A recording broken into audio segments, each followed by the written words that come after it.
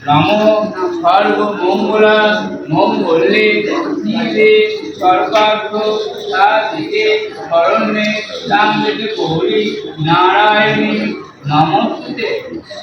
পুরাকালে নারদ ঋষি বেড়াতে বেড়াতে একদিন কৈলাসে গিয়ে উপস্থিত হলেন। সেখানে শিব ও দুর্গাকে প্রণাম করে ঋষি জিজ্ঞাসা করলেন, প্রভু, আপনি তো মঙ্গলমায়া, সব রকম মঙ্গলের কারণ, এখন বলুন তো কি ব্রত করলে মানুষ সব রকম বিপদ থেকে উদ্ধার পাবে?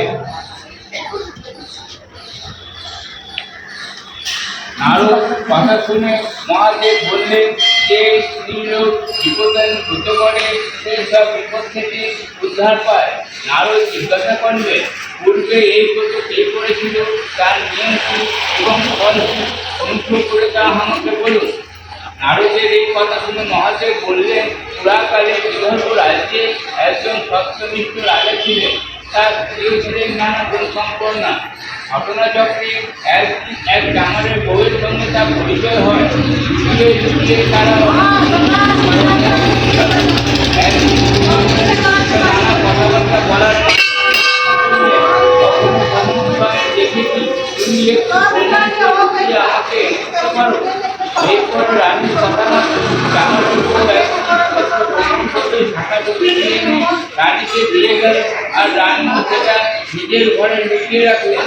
ক্রমে কথাটা রাজার কানে গিয়ে উঠল এবং রাজা খুব রেগে গেলেন।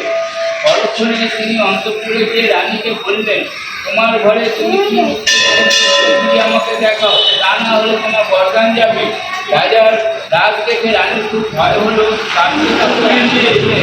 আমার ঘরে নানা রকম ফলমূল আর ফুলি আছে। রাজাকে এই কথা বলার পর রানী মনে মনে মা দুর্গাকে ডাকলেন। রানী মনে মনে বললেন, মা বিপত্তারিণী, আমি আমায় আশ্রয় দাও মা, আমি সারাদিন তোমার প্রতিপালন করব। রানীর প্রার্থনাকে সন্তুষ্ট হয়ে অবহেলিত বললে, তোমার সঙ্গে আমি সন্তুষ্ট হয়েছি, তোমার ঘরে এখন ফলমূল হয়ে গেছে, তুমি এখন সেগুলো রাজাকে নিজে দেখাও আর কবি রাজা মা দুর্গার কথা মতো রানী ঘরে গিয়ে দেখলেন সবুজে গোপনকে বদলে হয়েছে একটা